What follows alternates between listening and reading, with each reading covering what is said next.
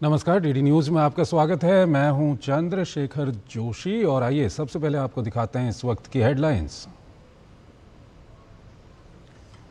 कोलकाता में law college की छात्रा से सामूहिक दुष्कर्म मामले में बीजेपी फैक्ट फाइंडिंग टीम ने घटनास्थल का दौरा करने के साथ ही पुलिस कमिश्नर से की मुलाकात।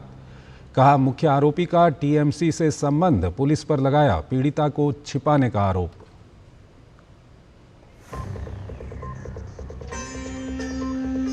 बिहार में वक्फ कानून के खिलाफ रैली में तेजस्वी के बयान पर बीजेपी का पलटवार। कहा, संसद से पास कानून को कर रहे कूड़ेदान में फेंकने की बात।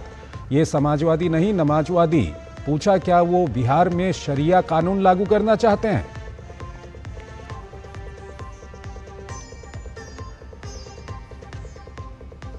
दो जुलाई से 9 जुलाई तक घाना, त्रिनिदाद एवं टोबैगो, अर्जेंटीना, ब्राजील और नामीबिया की यात्रा पर रहेंगे पीएम मोदी।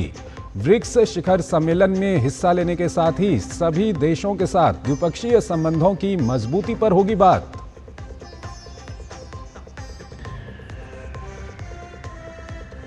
तेलंगाना के संगारेड्डी में केमिकल फैक्ट्री ब्लास्ट में मरने वालों की संख्या हुई 12। राहत और बचाव कार्य तेज। राष्ट्रपति और प्रधानमंत्री ने हादसे पर जताया दुख। केंद्र सरकार ने पीड़ितों के लिए किया आर्थिक सहायता का ऐलान।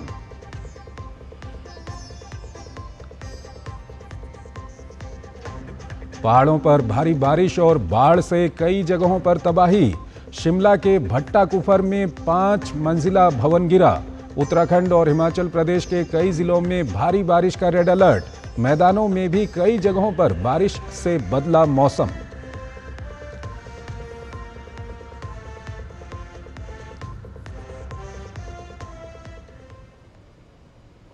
और आइए अब खबरों को विस्तार से देखते हैं। कोलकाता लॉ कॉलेज गैंगरेप मामले में सियासत काफ़ी तेज हो गई है।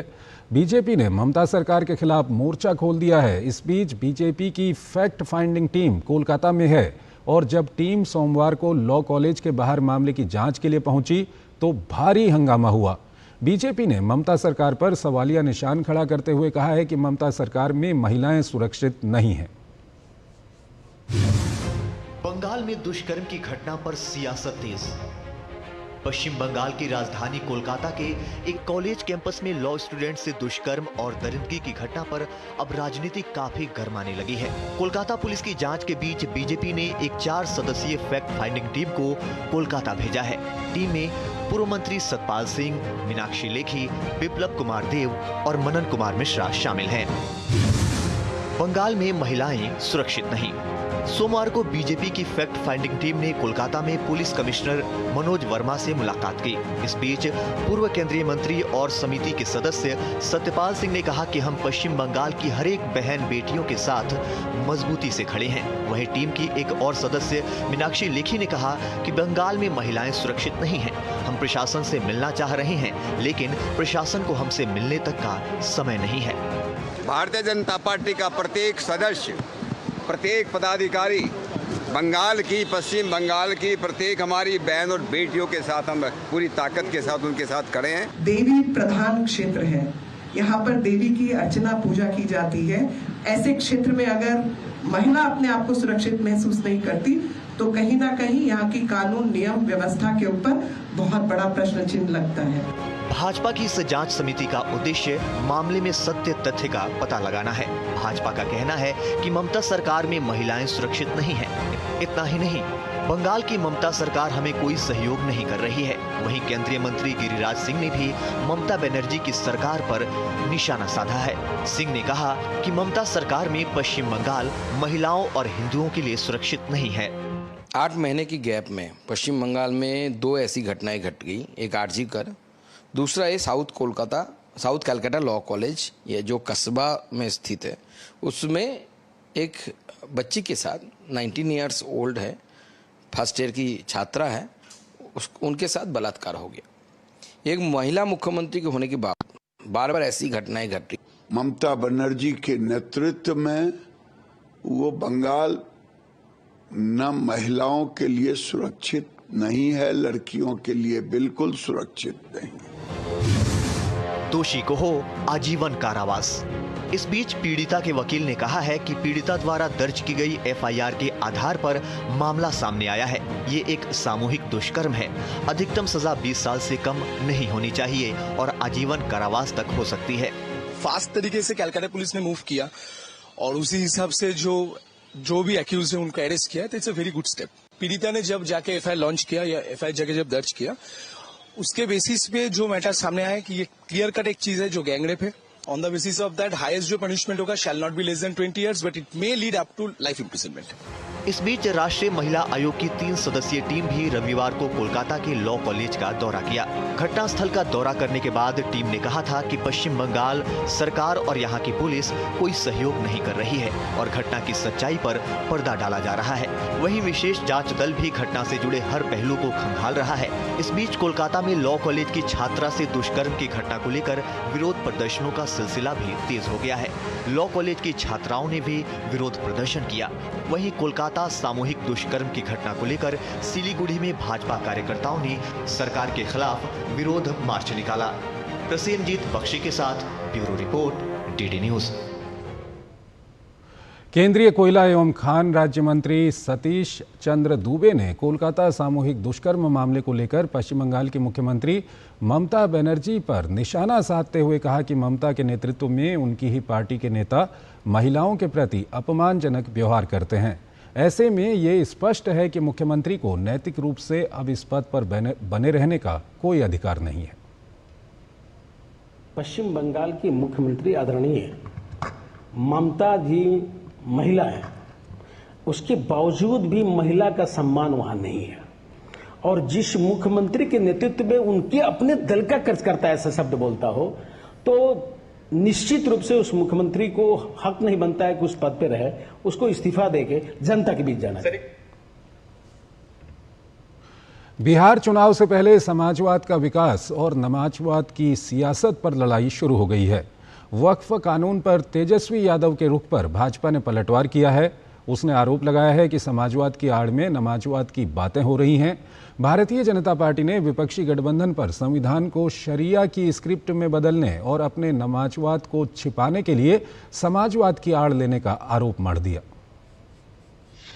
बिहार में सियासी उबाल, वक्फ पर तेजस्वी के बयान से बवाल, वक्फ कानून की लड़ाई अब समाजवाद बनाम नमाजवाद पर आई।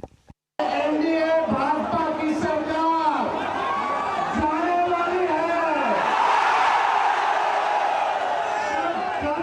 गरीब आवाम की सरकार बनेगी तो इस बिल को, इस कानून को बिहार राज्य जो है कूड़े के दान में फेंकने का काम करेगा।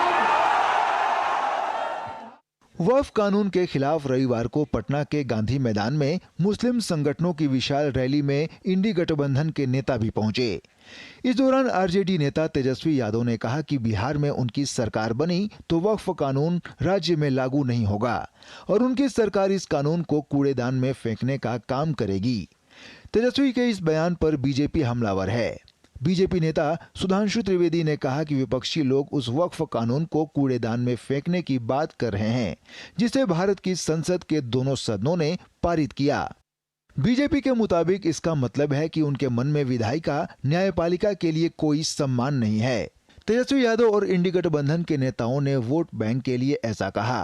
बीजेपी ने इंडी गठबंधन के लोगों से पूछा है कि क्या वे बिहार में शरिया कानून लागू करना चाहते हैं। बीजेपी ने कहा कि राजद, समाजवादी पार्टी आदि पार्टियां समाजवाद का चोला ओढ़ती हैं, लेकिन ये गरीब और शोषित मुस्लिमों के हक के लिए नहीं खड़ी हैं, बल्कि चंद लोगों के हितों का ध्यान रख रही हैं। बीजेपी ने इसे नमाजवाद करार दिया।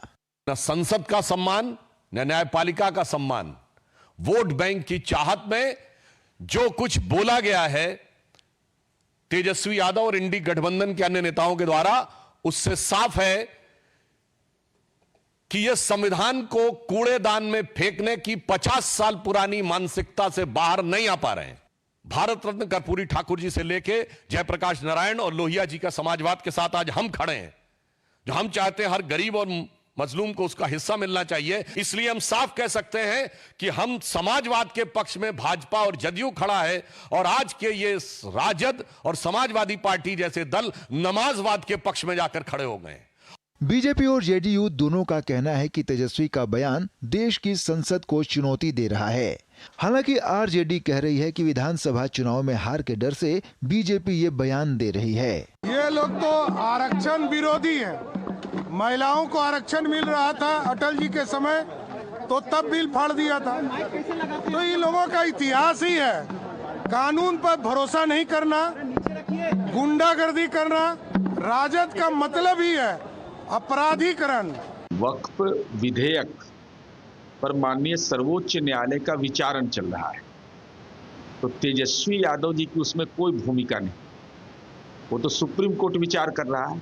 अब ऐसे सवाल पर राजनीतिक दल को राजनीतिक प्रतिक्रिया देने का अधिकार है, लेकिन तेजस्वी यादव आपकी पात्रता इसलिए नहीं है कि आपने ज्वाइंट पार्लियामेंट्री कमेटी के समक्ष अपनी राय नहीं व्यक्त की, इसका मतलब आप नॉन सीरियस है। तो कोई भी समाज किसी भी जाति धर्म वर्ग के लोगों को बनने के लिए ही तेजस्वी जी प्रेरित करते हैं, और उनका भविष्य कैसे सजाया संवारा जा सके, इसकी लड़ाई तेजस्वी जी लड़ रहे हैं।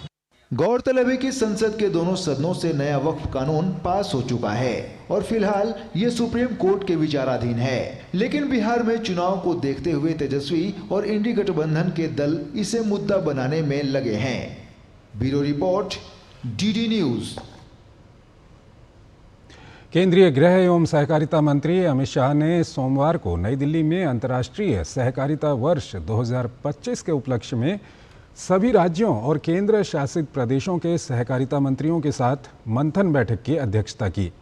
बैठक में देश भर के सहकारिता मंत्रियों, अतिरिक्त मुख्य सचिवों, प्रधान सचिवों और सहकारिता विभागों के सचिवों ने उत्साहपूर्वक भाग लिया।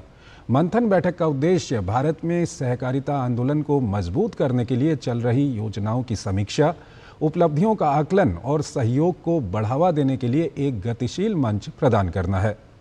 अपने संबोधन में केंद्रीय गृह एवं सहकारिता मंत्री अमित शाह ने कहा कि प्रधानमंत्री नरेंद्र मोदी ने सहकारिता मंत्रालय की स्थापना देश में बहुत पुराने सहकारिता के संस्कार को पुनर्जीवित करने के साथ साथ नए परिप्रेक्ष्य को ध्यान में रखकर की है। उन्होंने कहा कि मोदी सरकार का लक्ष्य है कि अगले 5 साल में देश में एक भी गांव ऐसा न रहे जहां एक भी कोऑपरेटिव न हो, और इस लक्ष्य की प्राप्ति के लिए सहकारी डेटाबेस का उपयोग करना चाहिए।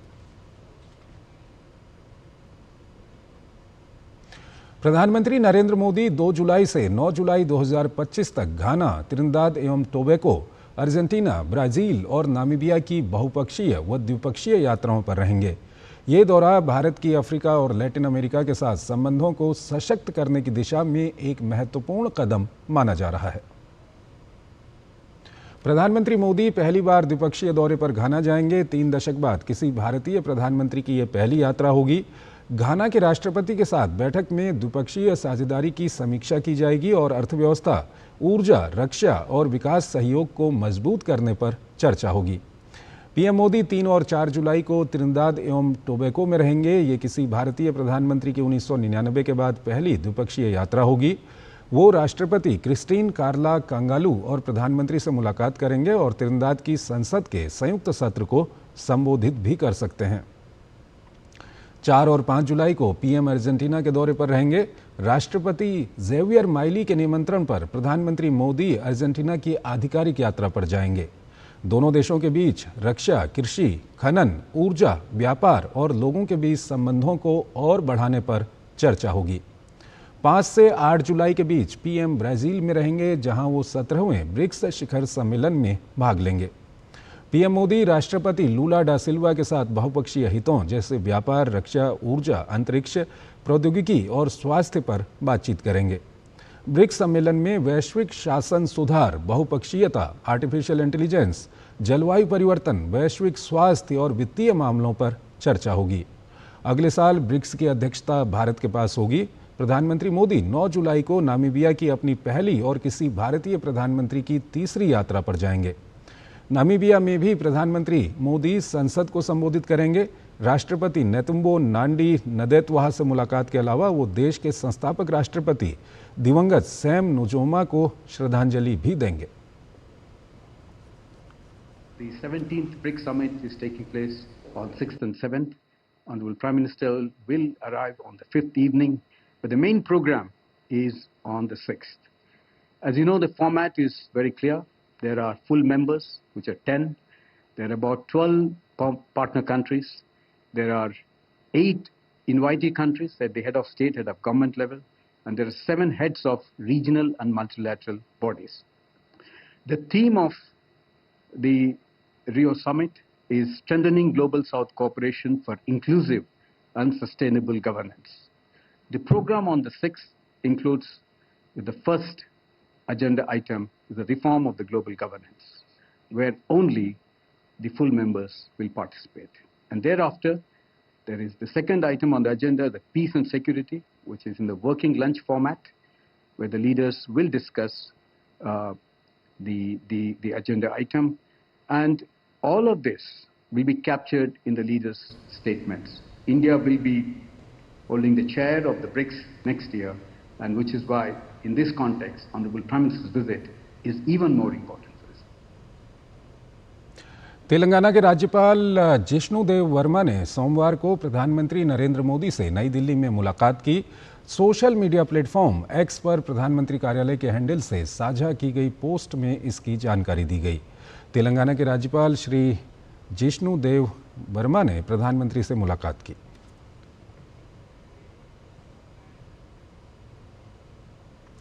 सोमवार को राजधानी दिल्ली में अंतर्राष्ट्रीय पाक्षिक पत्रिका चाणक्य वार्ता के 10वें स्थापना दिवस कार्यक्रम में केंद्रीय मंत्री मनोहर लाल ने प्रतिभाग किया। इस कार्यक्रम में आरएसएस के केंद्रीय अधिकारी संवाद रंजन, इंद्रेश कुमार सहित कई अन्य गणमान्य लोग उपस्थित रहे। कार्यक्रम के दौरान केंद्रीय मंत्री मनोहर लाल ने राष्ट्रीय स्वयंसेवक संघ के 100 गीतों के संग्रह पुस्तक संघ सरिता का भी विमोचन किया। कार्यक्रम के दौरान मनोहर लाल ने कहा कि संघ के समूह गीतों ने करोड़ों लोगों के मन में राष्ट्रवाद की चेतना को जगाया है। साथ ही संघ के समूह गीतों से लोग प्रेरणा लेते हैं।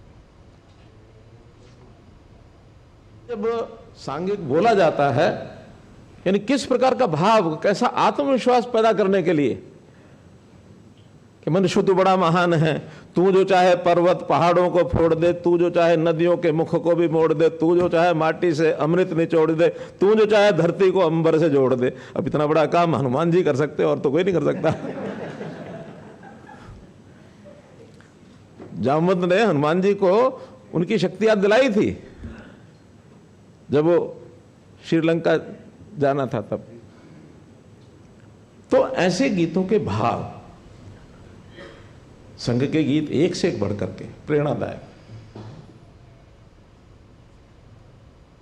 केंद्रीय संचार मंत्री ज्योतिरादित्य सिंधिया ने सोमवार को मानेसर स्थित BBDN के ग्लोबल इनोवेशन पार्क में एरिक्सन की अत्याधुनिक एंटीना विनिर्माण संयंत्र का उद्घाटन किया।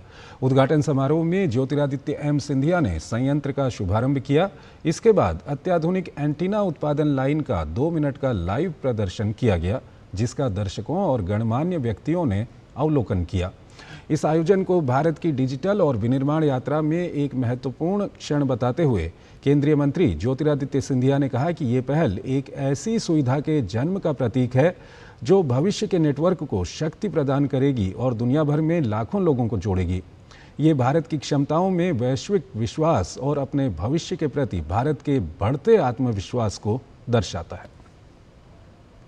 It's a great honor for me to be part of, if you will, the birth of this facility taking place. And I do believe that the birth of this facility is a landmark moment for us in India. It is a moment which heralds the arrival of the telecom manufacturing revolution in India. केंद्रीय वित्त मंत्री निर्मला सीतारमण ने एक निजी समाचार पत्र को साक्षात्कार देते हुए कहा है कि भारत अमेरिका के साथ एक बड़ा और बेहतर व्यापार समझौता करना पसंद करेगा। पिछले सप्ताह राष्ट्रपति डोनाल्ड ट्रंप ने एक बयान के दौरान कहा था कि भारत के साथ एक अंतरिम द्विपक्षीय व्यापार समझौता BTA अमेरिका के लिए भारतीय बाजार खोल देगा। इस पर वित्त मंत्री निर्मला सीतारमण ने सकारात्मक प्रतिक्रिया दी है। वित्त मंत्री ने कहा कि जहां हम खड़े हैं, हमारे विकास लक्ष्यों और 2047 तक विकसित भारत बनने की हमारी महत्वाकांक्षा को देखते हुए ऐसी मजबूत अर्थव्यवस्थाओं के साथ समझौते जितनी जल्दी होंगे, हमारे लिए उतना ही अच्छा होगा।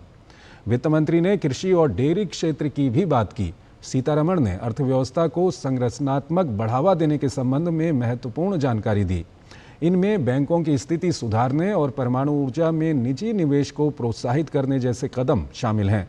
वित्त मंत्री ने बताया कि अर्बन स्लोडाउन के सुधार के लिए सरकार अनेक योजनाएं बना रही है। उन्होंने बताया कि बैंक फंड जुटाने के लिए बाजार का रुख कर सकते हैं। उन्होंने व्यापारिक निर्यात को समर्थन देने पर जोर दिया। उन्होंने कहा कि लैंड एंड एसेट मोनेटाइजेशन के अलावा हम रिफॉर्म के अलग अलग डायमेंशन पर काम कर रहे हैं। वित्त मंत्री ने कहा कि GST काउंसिल में एक मत से बहुत सरल और पालन करने में आसान टैक्स सिस्टम बनाने का समय आ गया है। औसत GST दर कम होगी और इस पर काम किया जा रहा है।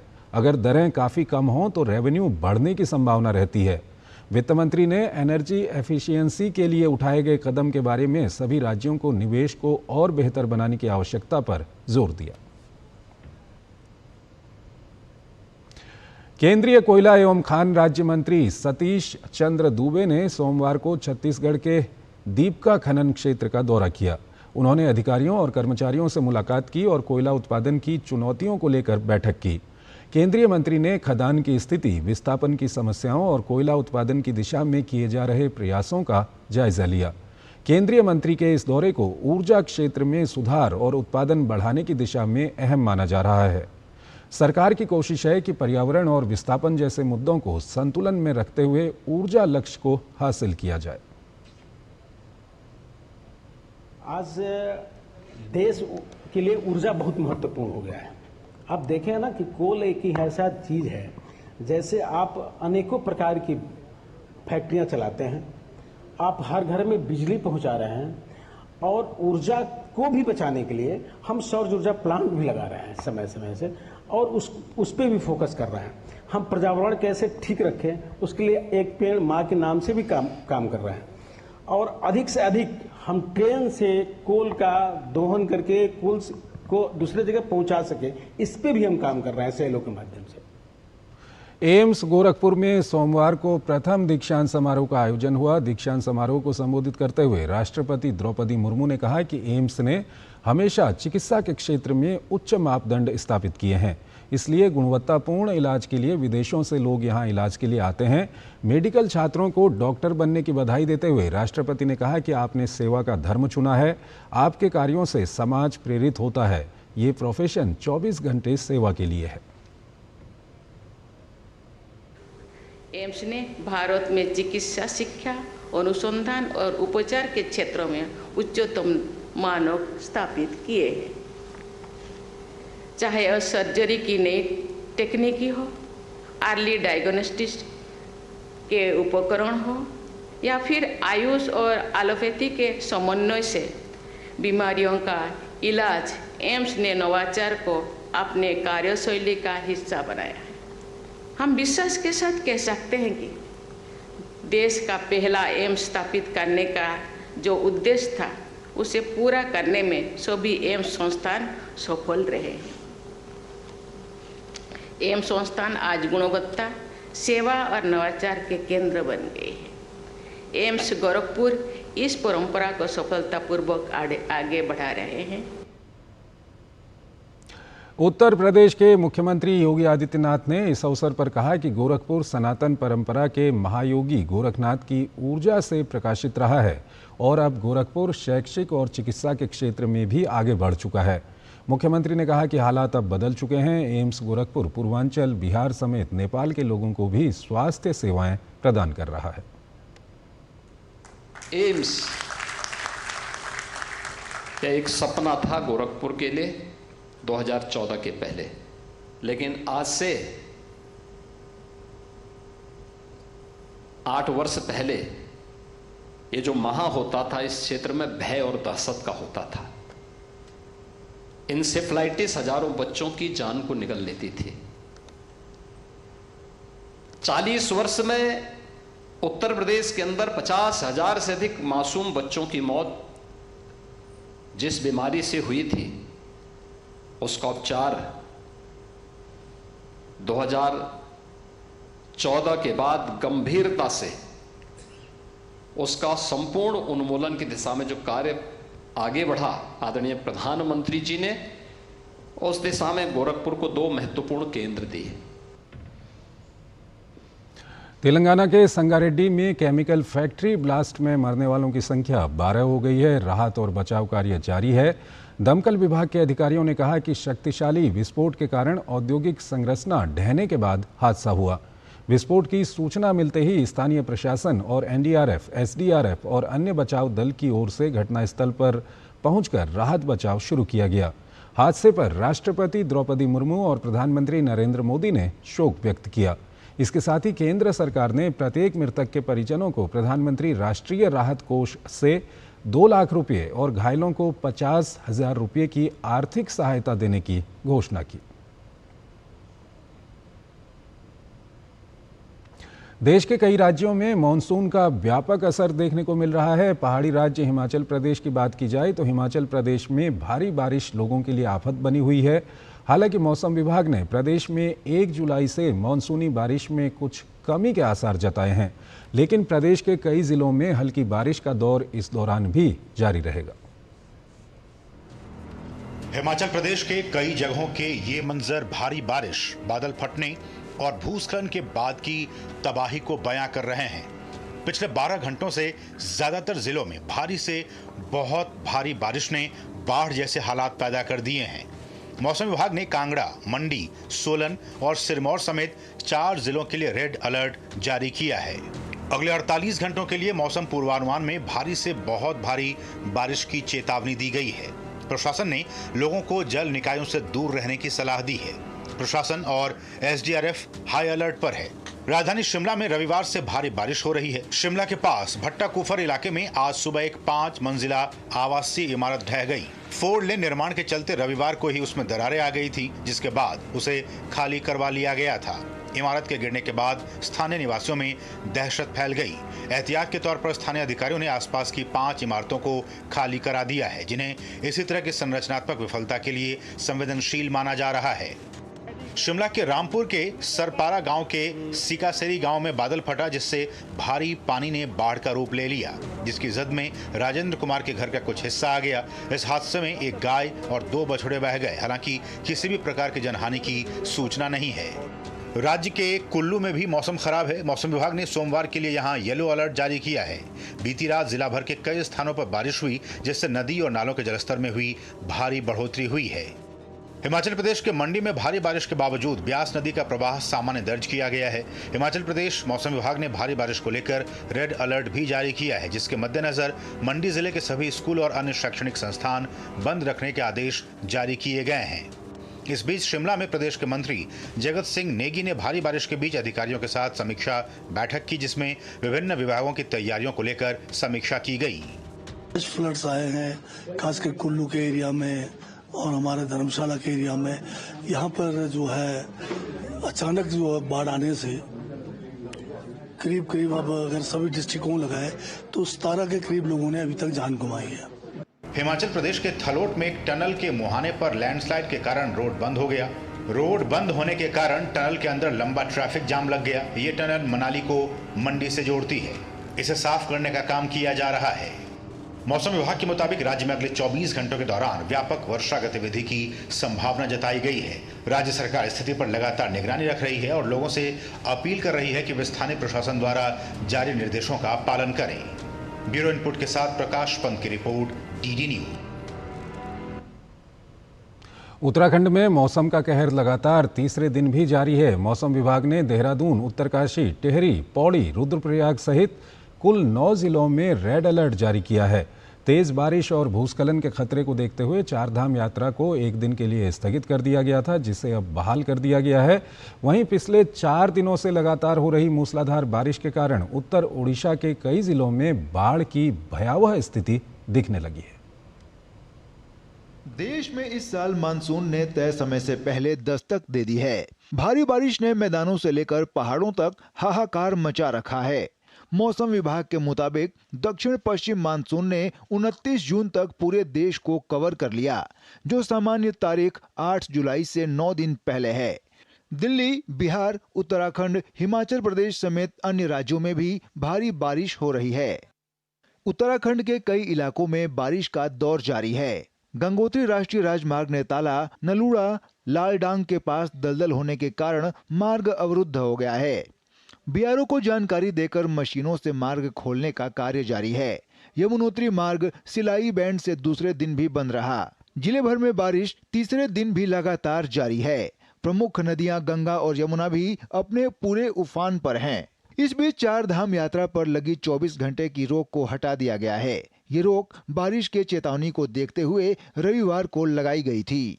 गढ़वाल मंडल के आयुक्त के मुताबिक यात्रा मार्ग पर पड़ने वाले जिलों के जिलाधिकारियों को अपने अपने जिलों में मौसम की स्थिति के आधार पर वाहनों को रोकने के निर्देश भी दिए गए हैं। 4 धाम यात्रा को लेकर कल हम लोगों ने जो रेड अलर्ट था उसकी वजह से 24 घंटे के लिए यात्रा पर प्रतिबंध लगाया गया था। आज सुबह सिचुएशन को फिर से एक बार रिव्यू किया गया और ये निर्णय लिया गया कि यात्रा को जो प्रतिबंध था उसको हटा लिया गया है। ओडिशा के उत्तरी हिस्से में बाढ़ का खतरा मंडरा रहा है। क्षेत्र की कई प्रमुख नदियां लगातार उफान पर हैं। बालासोर और मयूरभंज जिलों में बाढ़ का खतरा मंडरा रहा है। अधिकारियों ने इन दोनों जिलों के जिला कलेक्टरों को सतर्क रहने के लिए अलर्ट जारी किया है। राज्य आपदा प्रबंधन विभाग बालासोर और मयूरभंज जिलों में संभावित बाढ़ की स्थिति के लिए तैयार है। आपदा प्रबंधन विभाग के मुताबिक झारखंड चांडिल बांध से पानी के अप्रत्याशित रूप से छोड़े जाने से सुवर्णरेखा नदी में अचानक बाढ़ आ गई है। इस बीच बुधबलंगा और जलाका नदियों का जलस्तर भी बढ़ गया है। हालात को देखते हुए मयूरभंज और बालासोर के जिला कलेक्टरों को सतर्क रहने के निर्देश दिए गए हैं। संभावित बाढ़ प्रभावित क्षेत्रों में ODRAF और NDRF की टीमों को तैनात किया गया है। जम्मू कश्मीर के रामबन में चिनाब नदी का जलस्तर बढ़ने से रामबन में नदी पर बने बगलिहार जल विद्युत परियोजना बांध के 3 गेट खोले गए। देश के कई हिस्सों में मानसून की बारिश का नजारा देखने को मिल रहा है। राजधानी दिल्ली के कई इलाकों में सोमवार को झमाझम बारिश हुई, तो वहीं पश्चिम बंगाल के कोलकाता शहर के कई हिस्सों में रिमझिम बारिश हुई। उत्तर प्रदेश के हापुड़ शहर के कई हिस्सों में बारिश के बाद जल भराव की स्थिति देखने को मिली, तो वहीं हरियाणा के अंबाला शहर के कई हिस्सों में बारिश हुई। Bureau report, DD news. Indo Pacific में समुद्री सहयोग को गहरा करने की दिशा में एक ऐतिहासिक कदम उठाते हुए क्वाड देशों भारत, जापान, अमेरिका और ऑस्ट्रेलिया के तटरक्षकों ने क्वाड एट सी शिप ऑब्जर्वर मिशन नामक एक बहुपक्षीय पहल शुरू की है। इस रणनीतिक क्रॉस एम्बार्केशन पहल में United States Coast Guard cutter USGCC Stratton प्रत्येक भाग लेने वाले हर देश से 2 अधिकारियों को लेकर अमेरिका के गुआम के लिए रवाना हुआ है। सितंबर 2024 में क्वाड लीडर्स शिखर सम्मेलन में क्वाड एट सी शिप ऑब्जर्वर मिशन की घोषणा की गई थी। ये मिशन एक स्वतंत्र, खुले, समावेशी और नियम आधारित इंडो पैसिफिक को मजबूत करने के लिए क्वाड के सामूहिक संकल्प को दर्शाता है। देश के युवाओं के साथ डिजिटल जुड़ाव को मजबूत करने की दिशा में एक बड़े कदम के रूप में युवा कार्यक्रम और खेल मंत्रालय ने सोमवार को नई दिल्ली में माई भारत 2.0 प्लेटफॉर्म के विकास के लिए इलेक्ट्रॉनिक्स और सूचना प्रौद्योगिकी मंत्रालय DIC के डिजिटल इंडिया कॉरपोरेशन के साथ समझौता ज्ञापन पर हस्ताक्षर किए। इस समझौता ज्ञापन पर केंद्रीय युवा कार्यक्रम और खेल और श्रम और रोजगार मंत्री डॉक्टर मनसुख मांडविया और केंद्रीय रेल, सूचना और प्रसारण और इलेक्ट्रॉनिक्स और सूचना प्रौद्योगिकी मंत्री अश्विनी वैष्णव की उपस्थिति में हस्ताक्षर किए गए। इस अवसर पर केंद्रीय सूचना प्रौद्योगिकी मंत्री अश्विनी वैष्णव ने कहा कि पिछले 11 वर्षों में प्रधानमंत्री नरेंद्र मोदी ने युवाओं से संबंधित सभी क्षेत्रों में महत्वपूर्ण भूमिका निभाई है। पिछले 11 वर्षों में प्रधानमंत्री श्री नरेंद्र मोदी जी ने नौजवानों से संबंधित, युवकों से संबंधित जितने विषय हैं, चाहे स्पोर्ट्स हो, चाहे टेक्नोलॉजी हो, चाहे ऑर्गेनाइजेशंस हो विभिन्न, चाहे एजुकेशन सिस्टम हो, उन सब को एक तरीके से ट्रांसफॉर्म किया है। एग्जाम्पल के तौर पे अगर हम देखें, एजुकेशन पॉलिसी 50-60 वर्षों से एक तरीके से चली आ रही थी 50-60 वर्षों से वही एक तरीका जो अंग्रेजों ने हमें दिया था, उसी अंग्रेजों की पद्धति पे चले आ रहे थे। दुनिया की पद्धति बदली है, दुनिया में अपेक्षाएं लोगों की बदली है, एजुकेशन सिस्टम को उसके साथ ट्रांसफॉर्म होने की ज़रूरत थी। मोदी जी ने आके न्यू एजुकेशन पॉलिसी दी, जिसमें क्रिटिकल थिंकिंग, वोकेशनल ट्रेनिंग और डिजिटल लिटरेसी पे बहुत बड़ा फोकस दिया गया। इस अवसर पर केंद्रीय युवा कार्य और खेल मंत्री मनसुख मांडविया ने प्रधानमंत्री नरेंद्र मोदी की सराहना करते हुए कहा कि युवाओं को सही दिशा में मोड़ने के लिए माई भारत का डिजिटल प्लेटफॉर्म लॉन्च किया गया है। देश में 65% पॉपुलेशन बिलो 35 एज, यानी कि देश ये युवाओं का देश है। ये देश के युवाओं में जो संस्कार है, इस संस्कार को सही दिशा में मोड़ने के लिए, यानी कि उसको अपॉर्चुनिटी देने के लिए मोदी जी ने 31 अक्टूबर 2023 में माई भारत डिजिटल प्लेटफॉर्म लॉन्च करा था। दोस्तों, ये देश का स्वभाव ये सेवा है, सेवा हमारा संस्कार है। इस संस्कार को उजागर करने के लिए देश के कोई युवा कोई सेवा की प्रवृत्ति के साथ जुड़ना चाहते हैं। भारत बीते कई दशकों तक डिजिटल विभाजन से जूझता रहा। तकनीक तक सीमित पहुंच ने आर्थिक असमानता को बढ़ाया और विकास को प्रभावित किया। लेकिन 1 जुलाई 2015 को प्रधानमंत्री नरेंद्र मोदी द्वारा शुरू किए गए डिजिटल इंडिया अभियान से अभूतपूर्व बदलाव आया है। इस पहल का उद्देश्य भारत को डिजिटल रूप से सशक्त समाज और ज्ञान आधारित अर्थव्यवस्था में बदलना है। बीते 10 वर्षों में जहां इंटरनेट की पहुंच काफ़ी बढ़ी है, वहीं डिजिटल इकोनॉमी और समावेशी भारत के निर्माण का रास्ता भी खुला है।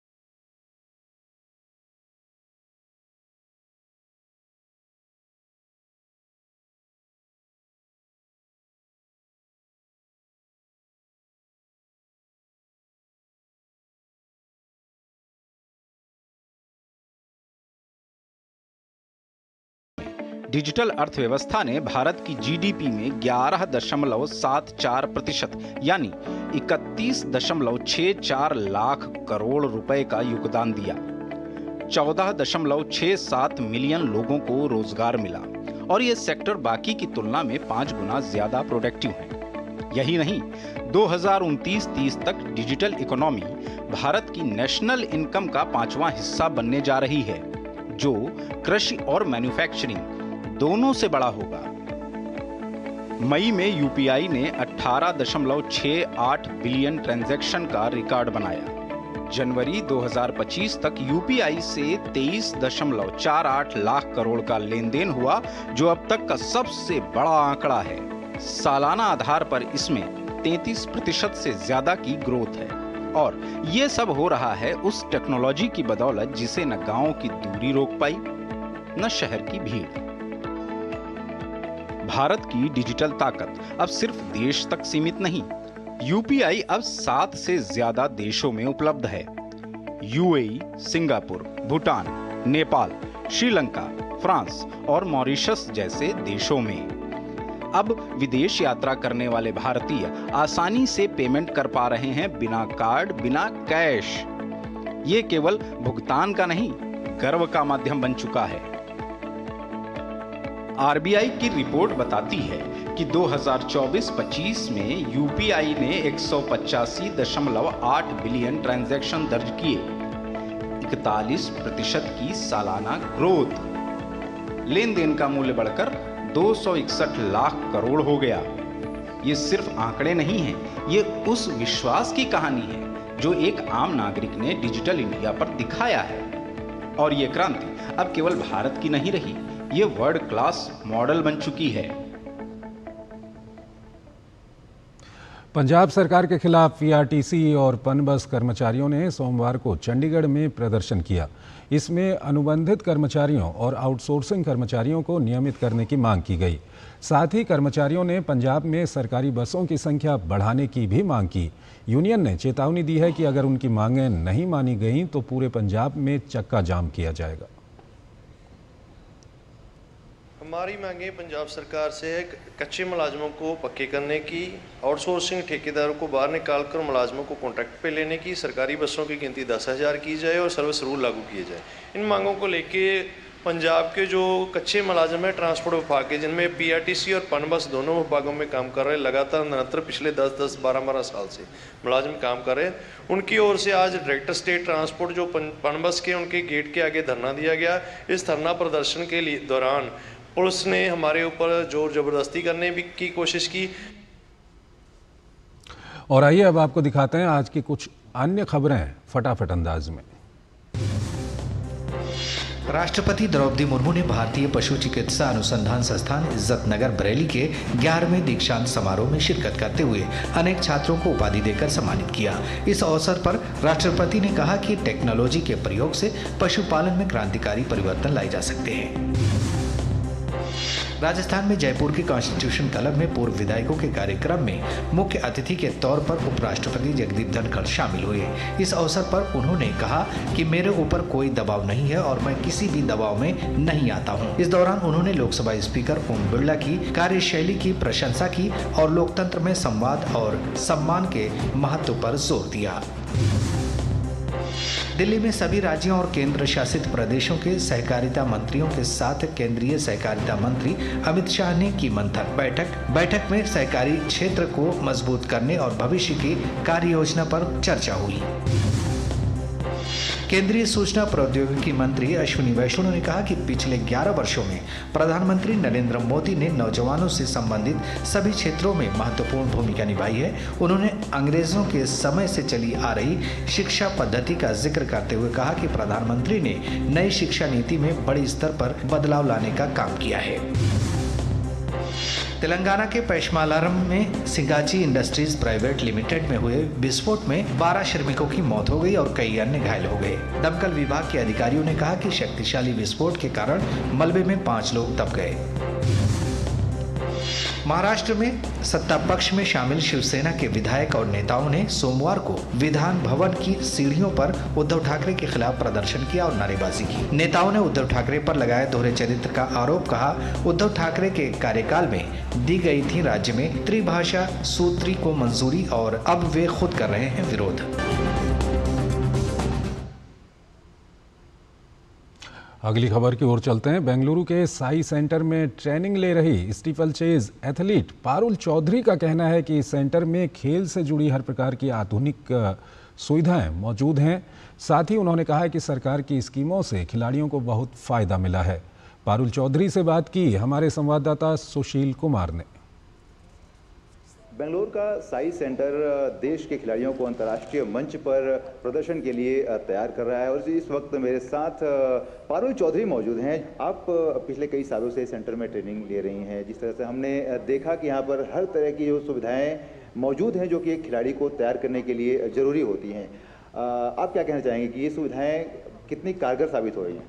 जी बिल्कुल, मतलब एथलीट को यही सुविधा चाहिए और यहाँ पे इतनी अच्छी फैसिलिटीज़ हैं। हमारे पास 2 ग्राउंड हैं और रिकवरी है और साइंटिफिक तरीके से भी हमारा अच्छा है, मतलब सब कुछ बेंगलोर में अच्छा है।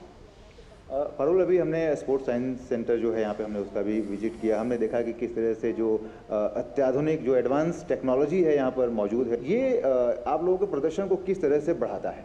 अगर हमें थोड़ी भी मतलब कि इंजरी वगैरह या कुछ भी होता है तो हम तुरंत यहाँ पे चले जाते हैं और हमें अच्छे से रिकवर करते हैं। और अगर हम यही बाहर करें अपने गांव में या वहाँ पे बहुत मुश्किल है, तो यहाँ पे सब फैसिलिटी अच्छी है। आज देश में खेल को लेके तस्वीर बदल रही है। हर किसी को मौका मिल रहा है सामने आने का, जो सरकार से सपोर्ट मिल रही है। इसको आप किस तरह से देखती हैं? किसी खिलाड़ी को तैयार होने में क्या इसकी भूमिका है? भारत सरकार हमारे लिए बहुत अच्छा स्पोर्ट्स कर रही है, जैसे कि बाहर के कोचिस भी हमारे लिए बुला रही है, अपने इंडियन कोचिस को भी ले रहे हैं, उनको भी ट्रेनिंग करने मतलब यहाँ पे कराने के लिए भेज रहे हैं। और जैसे कि बाहर हमें कंपटीशन कराने के लिए भेजते हैं, ट्रेनिंग करने के लिए भेजते हैं। तो अभी तो बहुत अच्छा स्पोर्ट्स में मतलब बहुत अच्छा हो रहा है अपने इंडिया में। जी बिल्कुल पारुल, अगले साल एशियन गेम्स और कॉमनवेल्थ गेम्स भी हैं, इसको लेके तैयारी कैसे चल रही है? जी बिल्कुल, अभी मतलब इस सबसे पहले तो वर्ल्ड चैम्पियनशिप है जिसमें कि हमें अपना अच्छा करना है। फिर उसके बाद एशियन गेम्स हैं, कॉमनवेल्थ गेम्स हैं, तो उसमें भी मतलब अच्छा करेंगे, अच्छा ऑक्सीजन करके अच्छा करेंगे। तो ये थी पारुल चौधरी, इनका साफ तौर पर कहना है कि बेंगलोर के साई सेंटर में मिल रही सुविधाएं न सिर्फ खेल को उम्दा बना रही हैं बल्कि खेल से जुड़े इंफ्रास्ट्रक्चर को भी बहुत आगे तक लेके जा चुकी हैं, जिसका फायदा खिलाड़ियों को सीधे तौर पर मिल रहा है। कैमरामैन प्रमोद नई के साथ मैं Sushil Kumar, DD news, Bangalore. Olympian Sandeep Kumar मानते हैं कि बेंगलुरु स्थित साई सेंटर अपने भौगोलिक स्थिति की वजह से खिलाड़ियों के लिए काफ़ी अहम है। बेंगलुरु का मौसम भी खिलाड़ियों के प्रशिक्षण के लिए अनुकूल है। साथ ही इस केंद्र में मिल रही विश्व स्तरीय सुविधाएं खिलाड़ियों के प्रदर्शन को बेहतर कर रही हैं। संदीप कुमार से बात की हमारे संवाददाता सुशील कुमार ने।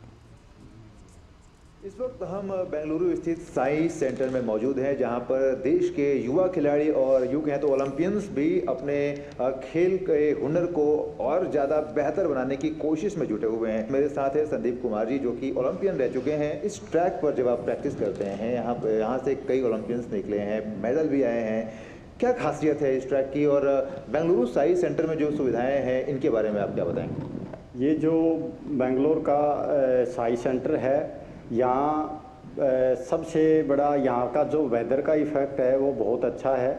यहाँ पर प्लेयर के लिए जो वेदर है हर टाइम एक समान रहता है और यहाँ थोड़ा हाई अल्टीट्यूड है, 925 मीटर का हाई अल्टीट्यूड है, उसका भी काफ़ी इफ़ेक्ट मिलता है।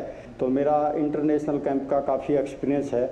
उसको देखते हुए अभी जो बेंगलोर साई की जो फैसिलिटी है वो एक वर्ल्ड क्लास लेवल की फैसिलिटी है, जहाँ पे खाने से लेके स्विमिंग पूल, रिहैब सेंटर और मैच्योर सब फैसिलिटी बहुत टॉप क्लास की है। संदीप, आप लंबे समय से खेलों से जुड़े हुए हैं, चाहे एशियन गेम्स हो, ओलंपिक हो, कॉमनवेल्थ हो या बाकी भी जो बड़े इंटरनेशनल टूर्नामेंट्स हैं।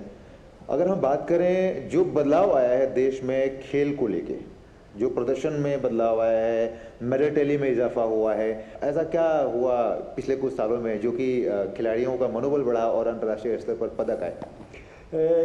देखो, मैं 2008 से गेम के अंदर आर्मी टीम, सर्विसेज टीम और 2012 में मैं नेशनल कैंप में आया था पटियाला में।